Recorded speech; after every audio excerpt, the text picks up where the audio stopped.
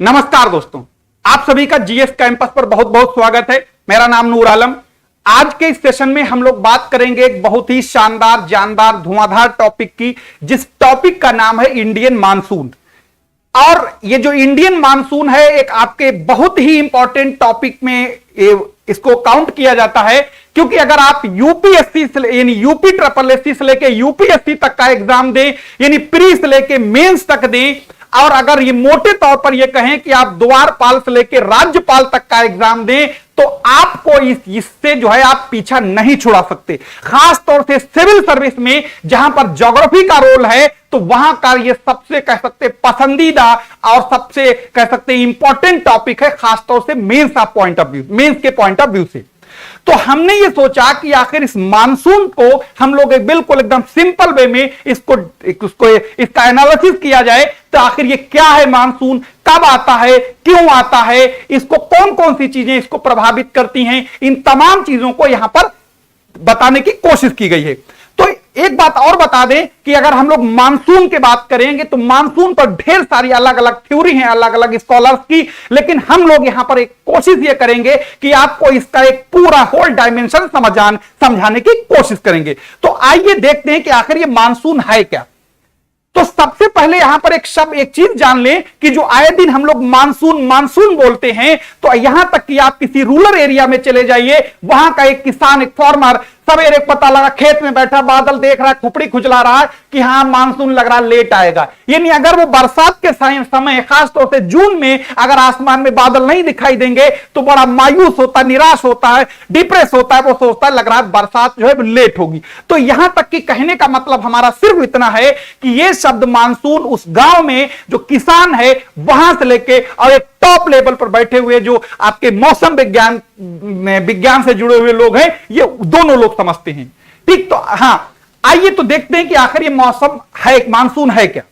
लेकिन एक चीज आपको एक और बता दें, मौसम एक शब्द होता है और एक होता है जलवायु, यानी एक वेदर और एक क्लाइमेट। तो यहां पर आपको एक मिनट के लिए दोनों में फर्क बता दें कि जो वेदर होता है वो एक शॉर्ट टर्म फिनोमिना है और एक क्लाइमेट जो है वो एक लॉन्ग टर्म फिनोमिना है। कई बार आपने ये नहीं किसी को कहते सुना होगा कि सवेरे को पता लगा आसमान में बादल है, बेहतरीन हवा चल रही मंद मंद, तो कभी आपने ये नहीं किसी को सुना होगा कहते हुए कि आज फला डेट में जलवायु बहुत अच्छी है, नहीं सुना होगा। लेकिन वो ये जरूर कहेगा कि आज मौसम बहुत सुहाना है, घूमने का मन कर रहा है।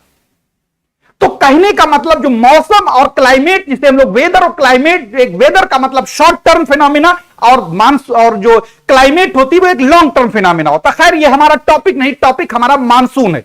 तो हम लोग मानसून की बात कर लेते हैं। तो सबसे पहले आपको ये बता दें कि मानसून जो है ना तो इंग्लिश टर्म है ना हिंदी टर्म, यानी जो मानसून का जो कह सकते हैं मदर वर्ड है, यानी जो इसका कह सकते हैं इसका जो जनकदाता है इस शब्द का, वो है अरबिक टर्म और उसका नाम है मौसम।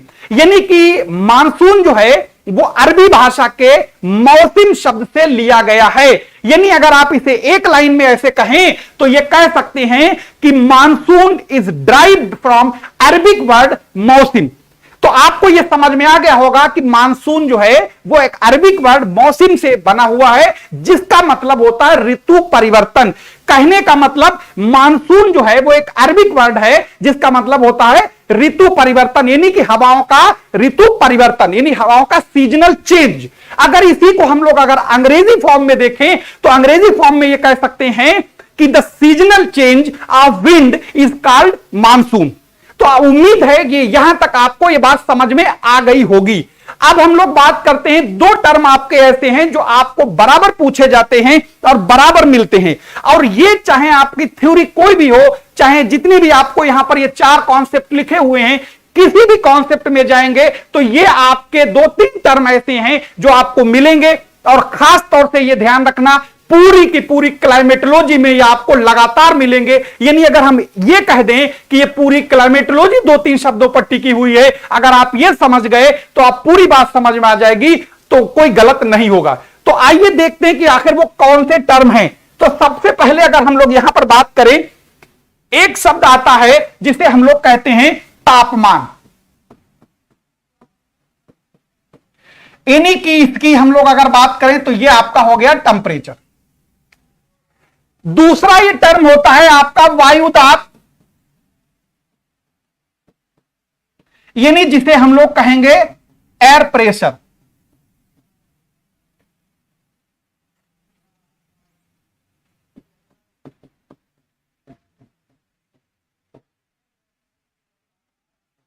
ठीक, एयर प्रेशर यानी वायु दाब। तो वायु दाब और टेम्परेचर ये दोनों जो हैं वो बिल्कुल कह सकते हैं कि क्लाइमेटोलॉजी के ये रीढ़ की हड्डी हैं, बैकबोन है।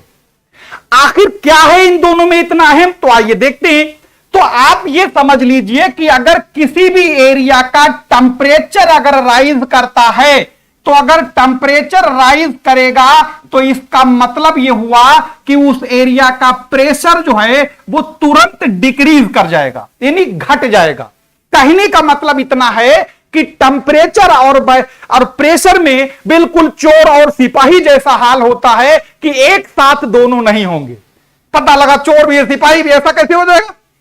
यानी अगर टेम्परेचर बढ़ेगा तो प्रेशर गिरेगा, और अगर प्रेशर घटेगा तो टेम्परेचर बढ़ेगा, और अगर हम ये कह दें कि प्रेशर बढ़ेगा तो टेम्परेचर गिरेगा। आपको एक इस अर्थ पर एक यानी ग्लोब पर एक बात समझने के लिए बहुत ही आसान एग्जांपल आपके लिए ला रहे हैं कि अगर आपने देखा होगा इक्वेटर जो को 0 डिग्री लैटिट्यूड है, जिसे हम लोग 0 डिग्री अक्षांश रेखा कहते हैं, जो कि सबसे बड़ा लैटिट्यूड है, पृथ्वी के बीचों बीच से जाता है, तो यहां पर सनलाइट बिल्कुल एकदम सीधी पड़ती है, टेम्परेचर ज्यादा रहता है, इसलिए यहां का प्रेशर कम रहता है।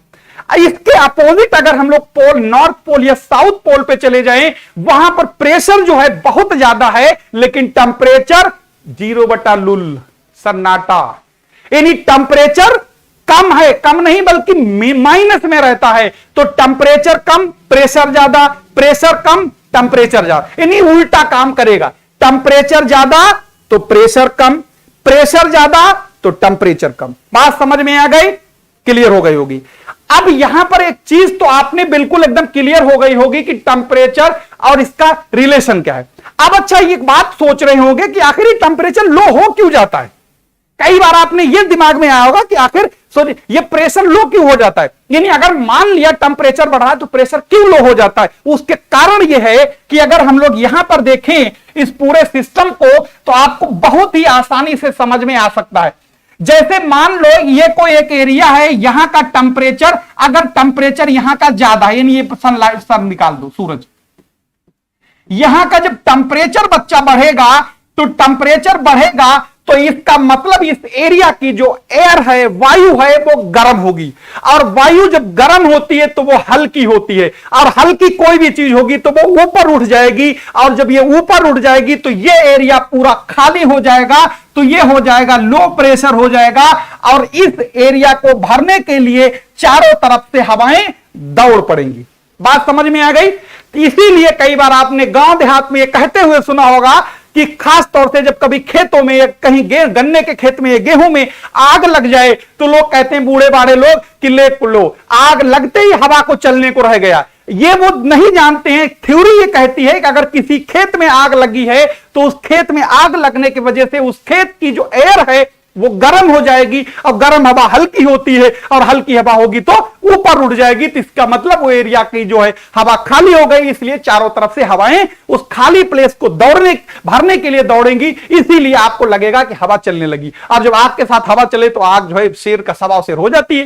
खैर, ये बात समझ में आ गई होगी।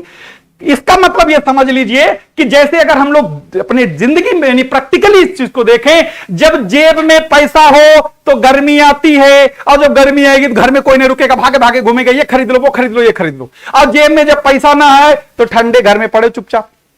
यानी अगर हीट बढ़ेगी, हवा में टेम्परेचर बढ़ेगा तो हवा गर्म होगी, और गर्म हवा होगी तो बाहर को भागेगी। जैसे उसी तरीके जब जेब में रुपया होता है तो बाहर भागते हो कुछ न कुछ खरीदने के लिए, और जेब में जब पैसा नहीं है, नहीं ठंडा है, तो पड़े हो कहीं चुप हू कर रहे हो। बात समझ में आ गई। दोनों चीजें कि हवा में टेम्परेचर यानी प्रेशर क्यों घट जाता है टेम्परेचर बढ़ने से, यह बात तो समझ में आ गई होगी। अब आखिर हम लोग यहां पर बात कर लेते हैं कुछ और चीजों की, उसके बाद फिर आपको मानसून पर ले चलते हैं, क्योंकि ये बेसिक फिनोमिना था, इसको जानना बहुत जरूरी था।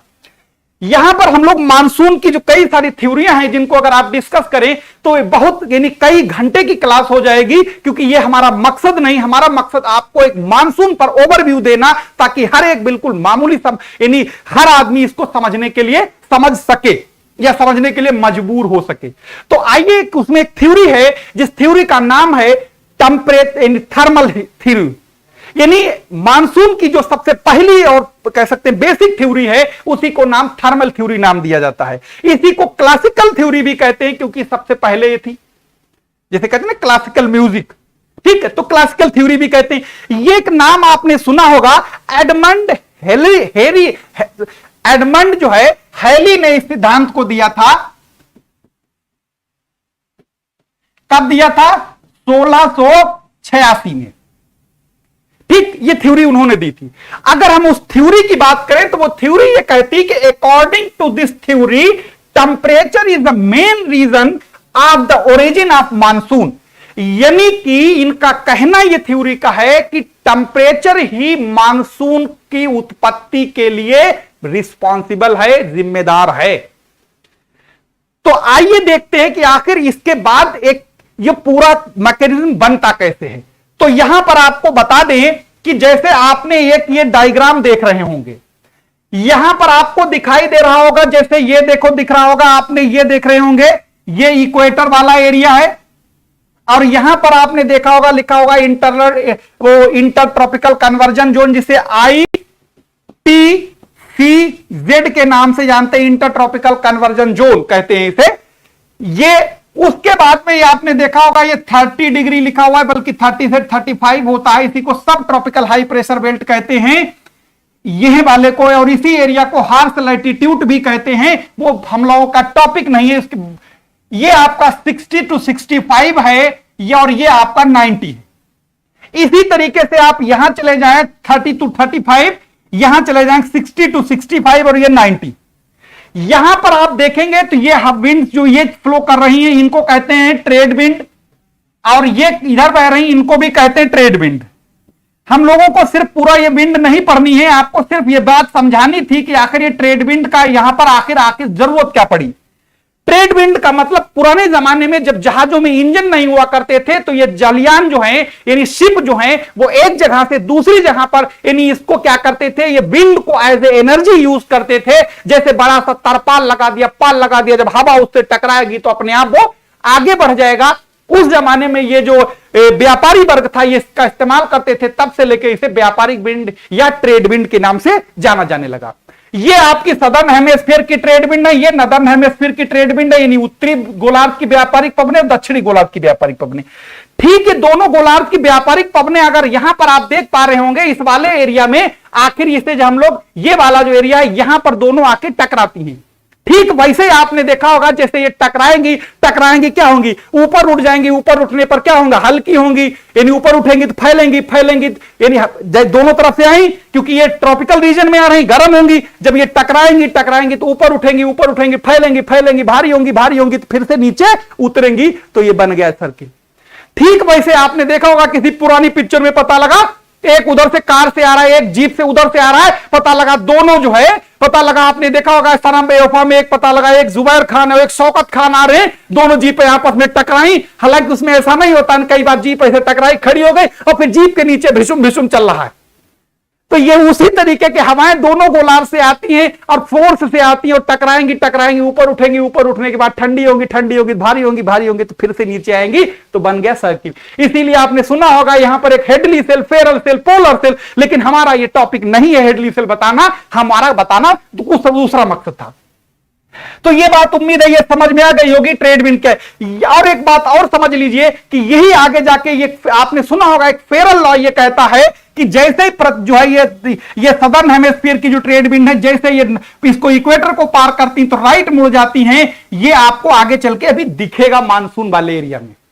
तो अब आखिर हम लोग यहां पर एक चीज और, हाँ एक बात बता दें कि आपको यहां पर एक चीज और जाननी होगी कि आपने देखा होगा कि सूरज जो है एक साल में एक कभी उत्तर तो कभी दक्षिण। जैसे आज की डेट में आप देख पा रहे होंगे उत्तरी गोलार्ध के लोग जो हैं बिल्कुल एकदम भुने जा रहे हैं, अंडे उबले जा रहे हैं। अगर आप यही बात दक्षिणी गोलार्ध में खासतौर से ऑस्ट्रेलिया में चले जाएंगे या सदर्न हेमिस्फीयर में, तो लोग हु करते नजर आ रहे होंगे। इस टाइम ठंडी बहुत भयंकर हो रही होगी क्योंकि सूरज उत्तरी गोलार्ध में है। इस टाइम सूरज जो है पूरी तरीके से कृपा दृष्टि किए हुए उत्तरी गोलार्ध वालों को भूनने में।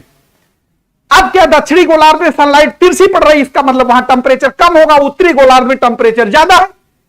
अब यहां पर एक बात बता दें, आपने देखा होगा कि दो चीजें आपने देखा होगा, एक 21 मार्च की डेट होती है, इसे आपने देखा होगा समर सोलास्टिक कहा जाता है, यानी ग्रीष्म संक्रांति कहते हैं।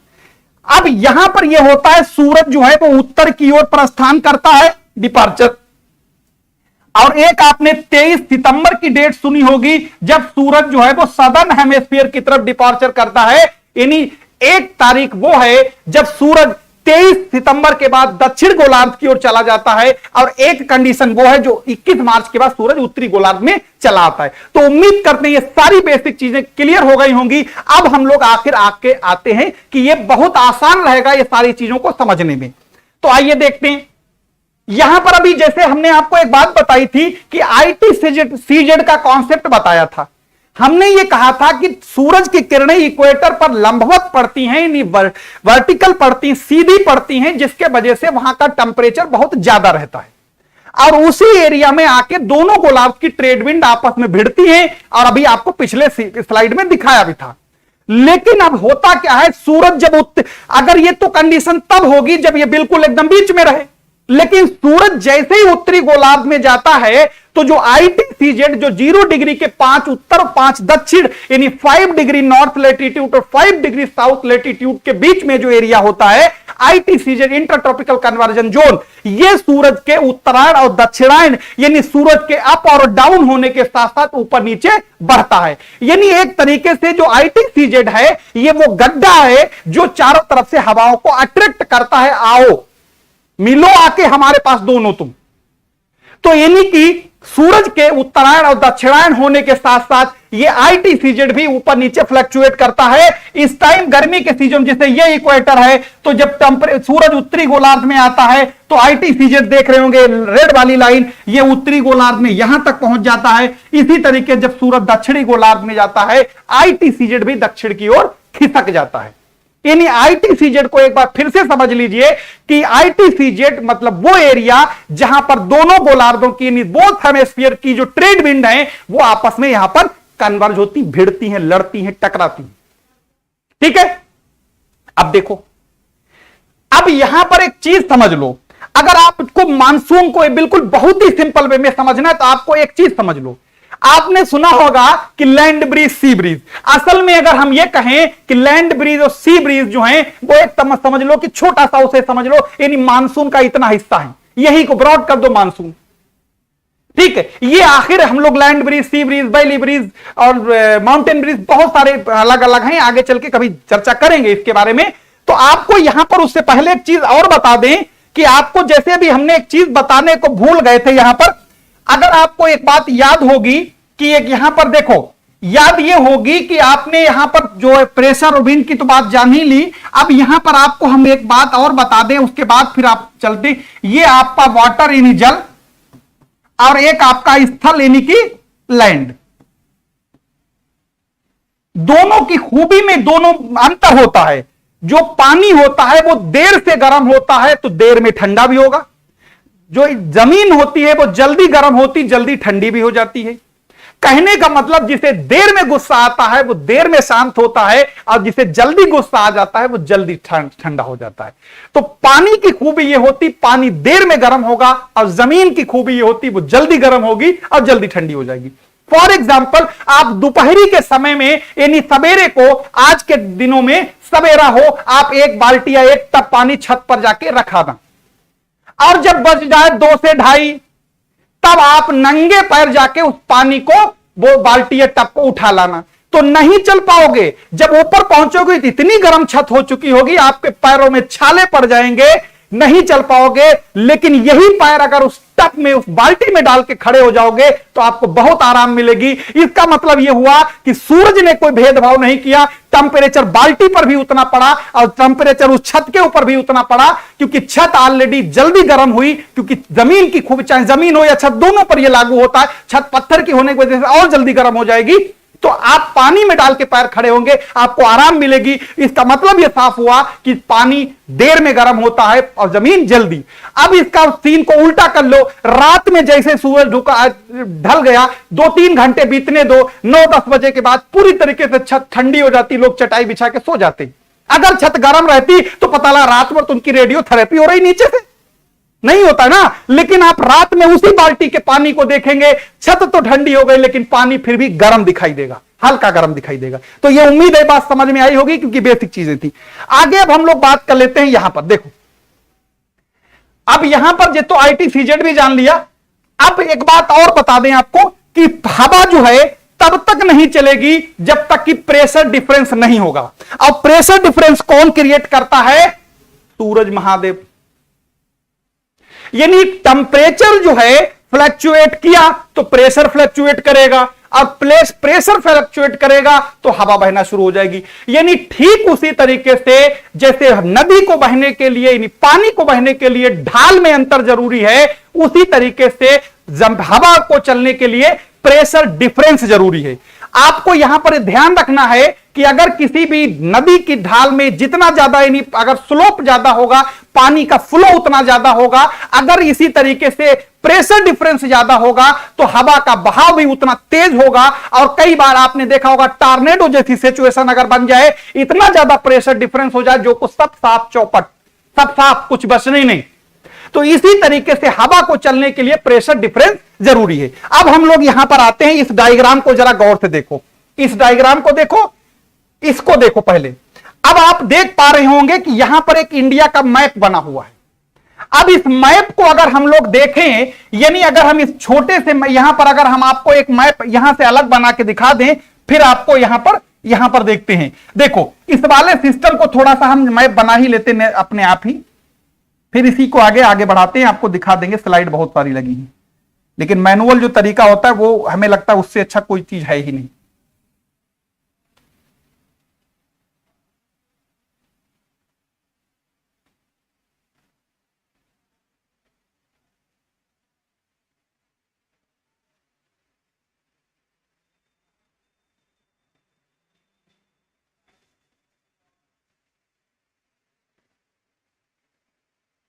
ठीक, ये ऐसे ही तो है, ये श्रीलंका टांग दो, ये बन गया मैप।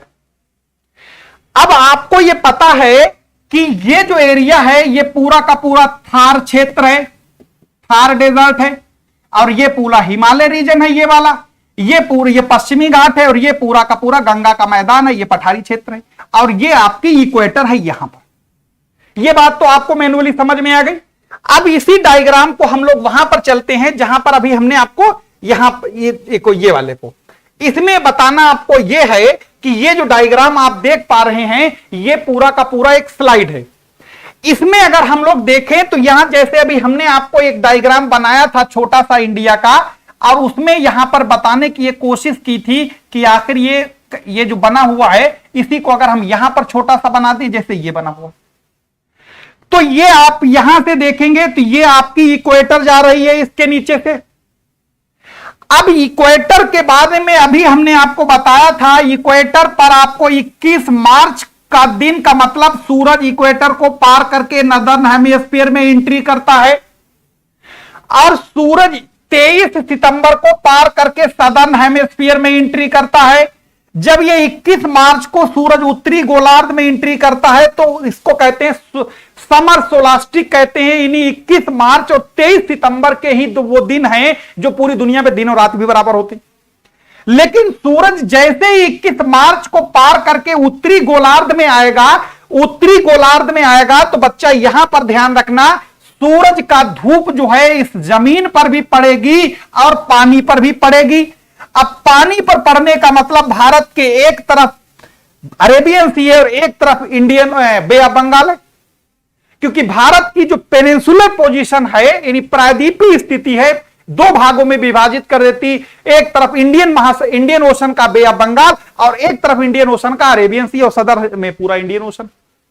अब जब सूरज उत्तरी गोलार्ध में आएगा तो जाहिर सी बात है धूप पानी पर भी पड़ेगी और धूप इस जमीन के ऊपर भी पड़ेगी, यानी दोनों के ऊपर धूप पड़ना शुरू होगी। यानी टेंपरेचर बिखर गया, टेंपरेचर डट के पड़ गया उत्तरी गोलार्ध में। यानी मार्च के बाद जैसे जैसे आप ऊपर आएंगे 21 मार्च के बाद टेंपरेचर धीरे धीरे बढ़ने शुरू हो जाएगा, क्योंकि सूरज जो है उत्तरी गोलार्ध में आ गया, अब हम लोगों के ऊपर ज्यादा मेहरबान होने जा रहा है।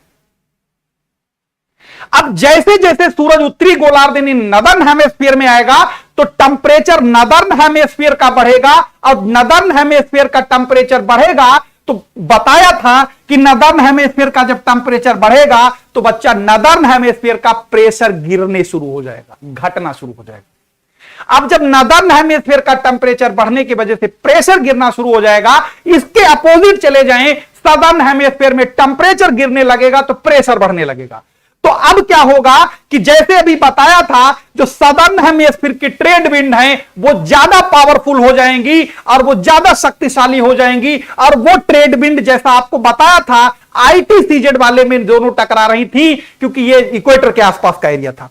अब जैसे ही आपको ध्यान रखना है, एक बात और बताई थी कि अगर हम लोग यहां पर देखें कि जो दोनों गोलार्धों की जो ट्रेड विंड हैं जो आपस में ITCZ वाले एरिया में टकरा रही थी, अगर हम लोग इसे यहां पर देख लें तो जैसे ये इक्वेटर था ये, और यहां से ये आ रही थी ये ऐसे, ठीक। अब ये ऐसे थी। अब यहां पर क्या होगा कि ये जो ITCZ यहां पर नॉर्मली कंडीशन में था, जैसे ही सूरज उत्तरी गोलार्ध की ओर बढ़ेगा तो उत्तरी गोलार्ध की ओर सूरज बढ़ने के साथ साथ ITCZ जो है ये उत्तर की ओर खिसकने लगेगा, और जब उत्तर की ओर ITCZ खिसकने लगेगा तो नदर्न हेमिस्फीयर की ट्रेड विंड छोटी होती चली जाएंगी, यानी कम शक्तिशाली हो जाएंगी, लूज पड़नी शुरू हो जाएंगी, कमजोर पड़ना शुरू हो जाएंगी। इसके अपोजिट सदर्न हेमिस्फीयर की जो ट्रेड विंड है एक तो लंबी भी हो जाएंगी और ताकतवर भी हो जाएंगी, क्योंकि उनके पीछे प्रेशर बहुत ज्यादा, और प्रेशर ज्यादा होगा तो वो तेजी से चलेंगी। तो अब क्या होगा कि नदर्न हेमिस्फीयर में ITCZ जो है ये उत्तर की ओर खिसकने लगेगा। उत्तर की ओर खिसकने का मतलब नदर्न हेमिस्फीयर की जो ट्रेड विंड है वो शॉर्ट होती चली जाएंगी, छोटी होती चली जाएंगी, और दक्षिणी गोलार्ध की बड़ी होती चली जाएंगी, ताकतवर होती चली जाएंगी। इसका मतलब जो ITCZ है वो जून तक आते आते ये 25 नॉर्थ जो लैटिट्यूड है यानी हिमालय के यानी शिवालिक के पैरेलल तक पहुंच जाता है। यानी जो भिड़ंत 0 डिग्री के आसपास हो रही थी दोनों गोलार्धों में, वो भिड़ंत होने लगती है 25 डिग्री उत्तरी अक्षांश के आसपास, यानी ITCZ उत्तर की ओर कूच कर गया। जैसे आपने यहां पर अभी देखा भी था, जैसे यहां पर देखो ये ITCZ जो ये हिमालय के बिल्कुल ये वाली लाइन जो ये ITCZ उत्तर की ओर चला गया, यानी जो ट्रेड विंड यहां दोनों टकरा रही थी, अब ये टकरान जो है ये बिल्कुल एकदम विलुप्त हो जाएंगी, ये बहुत ताकतवर हो जाएंगी। ठीक है, अब क्या हो जाएगा जब ये मान लो बहुत ज्यादा ताकतवर हो गई, यानी जैसे ये डायग्राम में देख पा रहे हैं, जैसे अभी ये बताया था, तो अब जैसे ही ये पार करेंगी इस इक्वेटर को, अब इक्वेटर को पार करते ही क्या हो जाएंगी, कैसी बन जाएंगी, देखो यहां पर 1 मिनट इसमें देखो ये पार करते ही कैसे हो जाएंगी, हम आपको यहां पर इस डायग्राम के बाद इसमें समझने की कोशिश करते हैं। ये तो बने हुआ है लेकिन ये बड़ा डायग्राम है, देखो छोटा सा बना देते हैं यहां पर।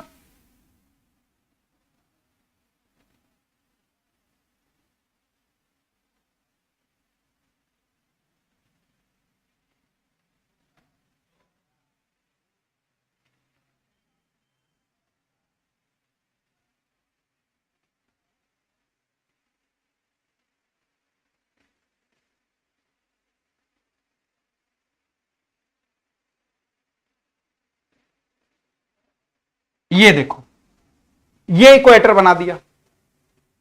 अब जब इक्वेटर से ये हवाएं पार करेंगी यानी सदर्न हेमिस्फीयर की ट्रेड विंड, दक्षिण पूर्वी व्यापारिक पवनें इन्हें कहेंगे।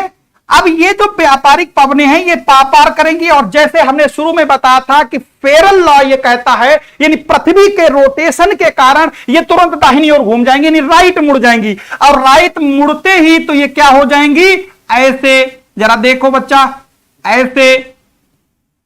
ऐसे मुड़ जाएंगी। अब क्या होगा कि ये मुड़ जाएंगी ऐसे, और ये भारत की जो पेनिनसुलर का पोजीशन के वजह से ये दो भागों में बट जाएंगी। एक जो बंगाल की खाड़ी के ऊपर से जा रही है, इसको कहेंगे बे ऑफ बंगाल की मानसून शाखा, इसे कहेंगे अरेबियन सागर यानी अरब सागर की मानसून शाखा। यानी दो भागों में ये मानसून विंड्स बट गई, एक बे ऑफ बंगाल ब्रांच, एक अरेबियन सी मानसून ब्रांच। अरेबियन जो मानसून ब्रांच है इसी को कहते हैं साउथ वेस्ट मानसून ब्रांच, यानी दक्षिणी पश्चिमी मानसून शाखा, और बंगाल की खाड़ी को कहते हैं बंगाल की खाड़ी की मानसून शाखा। अगर दोनों में कंपेयर करने को आ जाए, प्रीलिम्स में क्वेश्चन भी पूछता है, तो एक तरीके से कह सकते हैं आप लगभग 70% जो भारत में रेनफॉल होती है वो आपका अरेबियन सी मानसून ब्रांच से होती है, और करीब करीब 30% जो होती है वो आपकी बे ऑफ बंगाल से। यानी अरेबियन सी मानसून ब्रांच जो ज्यादा पावरफुल है बे ऑफ बंगाल की कंपेरेटिव। अब यहां पर देखो, ये दोनों आपस में दोनों मिली। अब यहां पर एक बात सुना होगा आपने, सुनते होंगे सबसे पहले केरल में मानसून आया, तो भैया सबसे पहले एरो यहीं तो टकरा रहा केरल के मालाबार कोस्ट से। अब क्या होगा जब ये केरल के मालाबार तट से टकराएंगे, ये पश्चिमी घाट है, ये आपका हिमालय विंध्याचल है, ये आपका सतपुड़ा है, ये अरावली है, और ये हिमालय पड़े जाएगा ऐसा। इसी में अगर हम लोग यहां पर देखें तो ये आपका हो जाएगा अरब यानी पश्चिमी घाट, ये हो जाएगा आपका हिमालय, और ये हो जाएगा आपका विंध्याचल, ये हो जाएगा आपका फिर ये विंध्याचल, ये अरावली, और ये सतपुड़ा। इसी को अगर आपको यहां पर इस डायग्राम में समझना है तो आप यहां पर समझिएगा, ये तो आपका वेस्टर्न घाट हो गया, ये आपका ईस्टर्न घाट है जो कि ब्रेक है, ये आपका विंध्याचल, ये आपका सतपुड़ा, ये आपका अरावली, और ये आपका डार्क है हिमालय। अब याद रखिएगा, जैसे ही हवाएं उत्तरी गोलार्ध में पहुंचेंगी तो जाहिर सी बात है उत्तरी गोलार्ध का तो टेंपरेचर बहुत ज्यादा है। अब टेंपरेचर ज्यादा होने की वजह से उत्तरी गोलार्ध की ये हवाएं हो जाएंगी गर्म, और जब गर्म हवा किसी समुद्री सतह से गुजरेगी, यानी कोई हॉट विंड अगर कोई वाटर बॉडी के ऊपर से क्रॉस कर रही है, तो उस हॉट विंड जो है पानी को क्या करेगी, एवोपरेट करेगी, यानी अपने साथ बहुत सारी ह्यूमिडिटी ले लेगी, जिसे हम लोग वाटर वेपर जलवाष्प कहेंगे। यानी गर्म हवा की यह खूबी होती है कि वो जल नमी को अपने साथ पी लेती है, पानी को एवोपरेट कर लेती है, जो कि वाटर वेपर के रूप में उस हवा के साथ हम भी चलेंगे, यानी पानी भी चाह रहा है। यानी कि जो हवाएं जो हैं वो उत्तरी गोलार्ध में जब इंटर करेंगी तो गर्मी की वजह से अरेबियन सी और बे ऑफ बंगाल के ऊपर से बहने के कारण ये हवाएं क्या हो जाएंगी, गर्म के साथ साथ हॉट एंड ह्यूमिड हो जाएंगी, हॉट एंड वेट हो जाएंगी, हॉट यानी गर्म और आर्द्र हो जाएंगी। जब ये गर्म और आर्द्र हो गई, अब ये क्या करेंगी, अब जैसे ही यहां पर ये पश्चिमी घाट पर पहुंची और यहां पर केरल के तट से टकराई, सबसे पहले 1 जून के आसपास, जैसे ही केरल के तट से टकराएंगी, जब कोई भी गर्म हवा यानी गर्म और आर्द्र हवा जब किसी बैरियर से, नेचुरल बैरियर से टकराएगी, तो जाहिर सी बात है उसका हाल ये होगा कि वो ऊपर की ओर उठने लगेगी, जैसे हम लोग बाइक से फ्लाईओवर के ऊपर चढ़ना शुरू करते हैं। ठीक है, बाइक से जैसे फ्लाईओवर चढ़ना शुरू करें, अगर पैदल चलना शुरू करें तो देखो एनर्जी डाउन होने लगती है। इसी तरीके से जब ये हवाएं गर्म और आर्द्र हवाएं ऊपर की ओर चढ़ना शुरू करती हैं, ऊपर जाने पर टेंपरेचर कम होता है, यानी टेंपरेचर कम होगा और हवाएं फैलने लगेंगी। ऊपर प्रेशर भी घटता है, प्रेशर घटेगा तो हवाएं फैलेंगी, टेंपरेचर भी घटता है, क्योंकि 1 किलोमीटर पर 6.5 सेंटीग्रेड टेंपरेचर घटता है, इसे नॉर्मल लेफ्ट रेट कहते। जब ये घटेगा तो हवाएं फैलेंगी, ठंडी होंगी तो उसी को हम लोग कहेंगे कंडेंसेशन हो रहा है, संघनन हो रहा है। यानी कि अब जो है वो वाटर वेपर जो है अब वो फिर से ड्रॉप में बदल जाएगी, और ड्रॉप जब इतनी बड़ी हो गई कि हवा उन्हें अपने साथ नहीं टहला सकती, नहीं ढो सकती, तो वो सारी ड्रॉप भड़बड़ा के नीचे गिर जाएगी। उसी को रेनफॉल, प्रेसिपिटेशन, वर्षा, वृष्टि, कुछ भी कह लो कहेंगे। जैसे अगर आपको यहां पर इस चीज को देखना हो, जैसे यहां पर देख रहे होंगे कि अगर हम इसी को मान लें, ये मान लो अरब सागर से ऊपर से जो हवाएं आ रही थी, इसे आप पश्चिमी घाट मान लो, ये जब ऊपर उठेंगी, ऊपर जाएंगी, ठंडी होंगी, बादल बनेंगे, क्लाउड बनेंगे, और ये खूब झमझमा के ये बरसात कर देंगी। इस एरिया में जब उतरेंगी तो हवाएं नीचे आने पर कंप्रेस होंगी, टेंपरेचर बढ़ने लगेगा, टेंपरेचर बढ़ने की वजह से हवाएं गर्म होने लगेंगी, और जब गर्म होने लगेंगी तो हवाएं नमी को खाने लगेगी, इसलिए इस वाले एरिया में बरसात नहीं होती, इसलिए इसे रेन शैडो एरिया कहा जाता है। बताना मकसद यह था कि जब ये हवाएं इससे टकराएंगी तो अरब सागर के जो पश्चिमी वेस्टर्न घाट है जो, और अरब सागर के कोस्टल वाला एरिया, यानी ये वाला एरिया जिसे हम लोग यहां पर देख पा रहे होंगे, इसकी बहुत ही जम के धुलाई होती, यहां पर रेनफॉल 200 सेंटीमीटर से ज्यादा हो जाती है, मोर देन 200 सेंटीमीटर। इसीलिए यहां पर एवरग्रीन फॉरेस्ट मिलते हैं, और एवरग्रीन फॉरेस्ट मिलेंगे तो सबसे ज्यादा बायोडायवर्सिटी मिलेगी। इसका मतलब यही हुआ कि अगर आपके खोपड़ी में बाल ज्यादा हैं तो जुए होने के चांस ज्यादा हैं। ठीक उसी तरीके से जैसे अगर पेड़ पौधे ज्यादा हैं तो वहां पर बायोडायवर्सिटी भी ज्यादा होगी।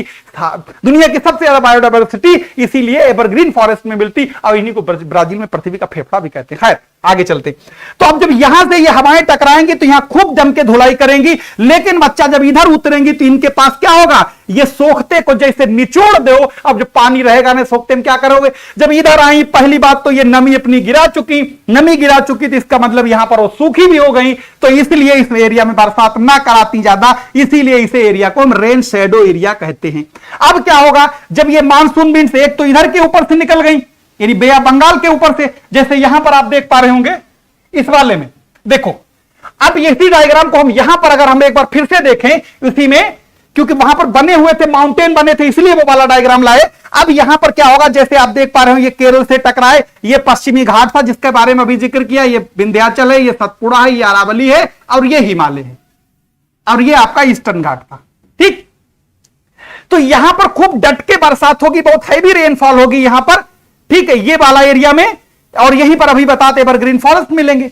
लेकिन जब ये आगे की ओर पहुंचेंगी मानसूनी विंड, तो ऐसे आगे की ओर बढ़ रही हैं, तो बच्चा यहां पर ये इस पर पहुंचेंगी, तो इसका मतलब इस एरिया में रेन शेडो एरिया होगा, क्योंकि नमी बची नहीं। दूसरी बात, नीचे आ रही तो गर्म हो रही, गर्म होगी तो हीट खाएंगी, पानी को खाएंगी। अब ये वाली जो बंगाल की खाड़ी की मानसून शाखा, ये वाली ऐसी जा रही है। अब ये ऐसा था ही नहीं ये रुक जाएगी कि तुम इधर बरसात करा के आओ फिर हम आते हैं। ये दोनों जो है यहां पर, ये दोनों आगे जा रहे। अब क्या होगा, अभी बताया था ये आपका हिमालय पड़ जाता है। अब हिमालय की जो ये सिंगम जैसी मूंछ इधर को लटकी दिख रही, इसे कहते हैं अराकानियोमा। ये पूरा हिमालय है, और ये इधर जाएंगे तो आपको किरथर, सुलेमान, हिंद कुछ तमाम तरीके के यहां मिलेंगे। ये पाकिस्तान साइड में ऐसे हिमालय है, चापाकर आरक्षित में। अब क्या होगा, एक इनमें जो है यहां पर क्या होगी, ये गंगा, ये नर्मदा और ये ताप्ती, ये नदियां इन घाटियों में, इनमें क्या हो जाएगी, इनमें मानसून जो है फंस के इधर की ओर चला जाएगा, जो कि आपका इधर अमरकंटक और बस्तर इधर बरसात कराता है। बाकी जो है ये आपका इधर राजस्थान, गुजरात को इधर पार करते पाकिस्तान के ऊपर से जा रहा है, बाकी इधर जा ही रहा है। अब यहां पर देखो, यहां पर तो बरसात कराई, लेकिन आगे ये वाला और ये वाली इधर बरसात करा रही, जो घाटियों में फंस के चली गई। ये जो है, और क्योंकि बात ये कर रहे थे हम लोग, क्योंकि अब हम लोग उत्तरी गोलार्ध में जैसे जैसे टेम्परेचर बढ़ रहा है तो आईटीसीजेड बढ़ रहा है, आईटीसीजेड बढ़ रहा है, लो प्रेशर एरिया ऊपर खिसक रहा है, तो हवाओं को और जल्दी तेजी से खींच रहा है ऊपर की ओर। तो अब क्या होगा, धीरे धीरे यहां तक आते आते, ये एक आपको इंपॉर्टेंट क्वेश्चन ध्यान रखना कि ये जो एरिया है यहां पर अरावली पड़ता है, जो कि अरावली मानसूनी विंड्स के पैरेलल पड़ता है, इसलिए ये इनको रोक नहीं पाता है। अगर ये रोक लेता मानसूनी विंड को अरावली, तो अरावली राजस्थान में भी आज हरियाली होती, हरा भरा, बंजर नहीं होता, क्योंकि यहां पर अरावली जो है इनको रोक नहीं पाता। यहां तो ये बरसात नहीं कराती है, ये एरिया यहां पंजाब, जम्मू कश्मीर और ये आपका हिमाचल और उत्तराखंड, जब ये हिमालय से टकराती तो खूब डट के बरसात कराती हैं। इसका मतलब हवाएं वही हैं, सब कुछ वही है, इनको कोई रोकने वाला नहीं है। और अगर कोई रोकेगा तो ये ऊपर चढ़ेंगी, ऊपर चलेंगी, ठंडी होंगी तो बरसात कराएंगी। इसी को हम लोग ओरोग्राफिक रेनफॉल भी कहते हैं, वो आगे की बात है। तो अब क्या होगा, ये वाली ब्रांच जो है यहां पर पहुंच गई, खूब डट के बरसात कराई। अब जरा हम लोग इस पर आ जाओ, ऐसा तो है ना ये रुक जाएगी। अब ये भी क्या करेगी, ये भी टकराई जाके, यहां देखो क्या हुआ, ये पहुंच गई यहां पर, और ये आप चेरापूंजी वाला एरिया है। जब ये यहां पर पहुंची तो देखो इधर पार नहीं कर सकती, क्यों, अराकानियोमा है, बहुत ऊंचा है, हिमालय को इधर पार नहीं कर सकती, और पीछे आ नहीं सकती क्योंकि पीछे प्रेशर बहुत ज्यादा है। यानी कोई पीछे बंदूक लिए खड़ा, पीछे हटे मार दिए जाओगे, जो कुछ करना आगे जाओ। यानी आगे आप पार नहीं कर सकते, इधर जा नहीं सकते, पीछे आ नहीं सकते। अब क्या करेंगी, ये घूम घूम के झूम बराबर झूम, खूब डट के घूम के, ये जो कीप नुमा आकार हिमालय मेघालय का है, गारो खासी जयंतिया, खूब डट के बरसात कराती मानसिन राम, जिसका चेरापूंजी का ही वो एक तरीके से नाम है। तो यहां पर खूब डट के बरसात कराती हैं, और इनके पास एक ही ऑप्शन होता है, ये आपको जो है हिमालय के और इस पूरे एरिया के पैरेलल जो है चलती रहती इधर की ओर, क्योंकि इधर आ नहीं सकती, इधर पार नहीं कर सकती। अब एक ही तरीका है इनके पास, चलो इधर।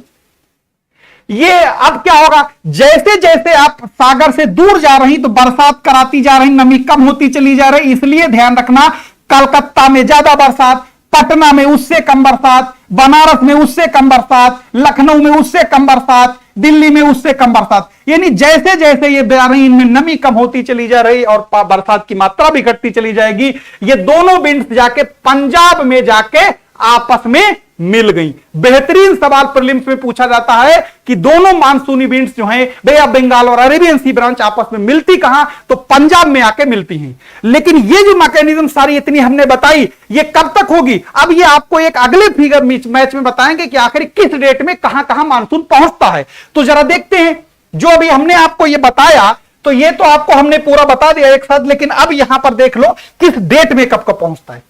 जैसे अभी हमने आपको बताया कि मानसून 1 जून को क्या होता है, इस पूरे एरिया में यानी तमिलनाडु केरल वाले एरिया में आ जाता है। 5 जून तक ये आपका आधा कर्नाटक, पूरा केरल, आधा आंध्र प्रदेश को समा जाता है। उसके बाद फिर 10 जून तक क्या होता है, ये महाराष्ट्र का तमाम हिस्सा पकड़ लेता है और ये पूरा एरिया आ जाता है। इसी तरीके से 15 जून तक यहां लगभग मध्य भारत में पूरा एंट्री कर जाता है और 15 जुलाई तक होते होते पूरा का पूरा भारत को कवर कर लेता है। यानी जहां तक आपको ये लाल एरो दिखाई दे रहे हैं, जैसे यहां डेट बाई डेट लिखा हुआ है, जैसे ये जो लिखा हुआ है 15 जुलाई, 15 जुलाई का मतलब ये वाला कलर, यानी 15 जुलाई आते आते पूरा भारत में कवर कर लेता है। खूब झमाझम जुलाई अगस्त तक बरसात होती, ठीक है। अब फिर याद करो सूरज महोदय को, हमने कहा था कि सूरज 21 मार्च के बाद उत्तर की ओर जाता है और 23 सितंबर के बाद दक्षिण की ओर जाता है। भैया जब 21 जून को सूरज कर्क रेखा पर होता है, अपनी मैक्सिमम स्ट्रेंथ पर आ चुका होता है, फिर उसके बाद वो धीरे धीरे धीरे धीरे दक्षिण की ओर खसकना शुरू होता है, क्योंकि 21 जून ही उत्तरी गोलार्ध का सबसे बड़ा दिन होता है। परछाई सबसे छोटी होती है उसी दिन, याद रखना, ठीक, उत्तरी गोलार्ध में आपकी। अब क्या होगा, जैसे सूरज धीरे धीरे अब क्या करेगा, दक्षिण की ओर खिसकना शुरू करेगा। तो दक्षिण की ओर खिसकने से क्या होगा कि धीरे धीरे ताप, जो टेम्परेचर है, अब दक्षिण की ओर धीरे धीरे बढ़ना शुरू होगा, यानी इतने जुलाई अगस्त के बाद।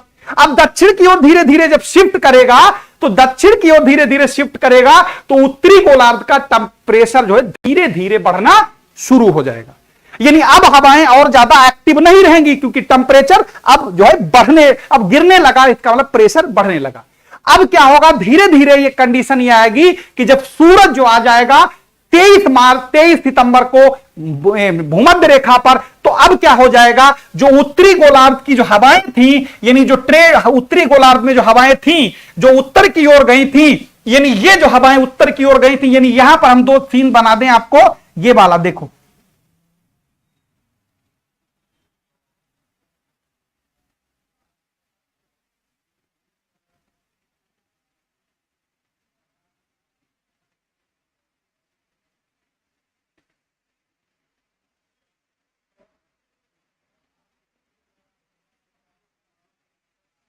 देखो ये था सीन ऐसे, ये हवाएं गई थी,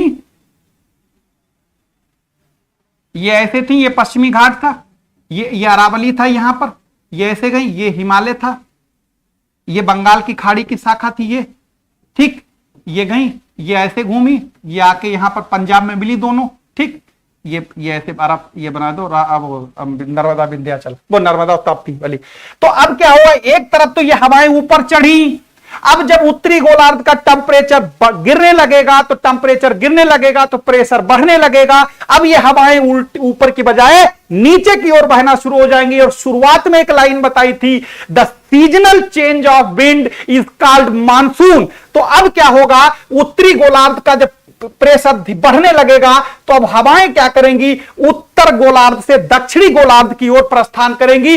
अब क्या होगा, जो आईटीसीजेड था, यानी जो दक्षिणी गोलार्ध की ट्रेड विंड थी, जो शिवालिक के आसपास तक आ गई थी, इतनी ताकतवर होके उत्तरी गोलार्ध की ट्रेड विंड लगभग गायब सी हो गई थी।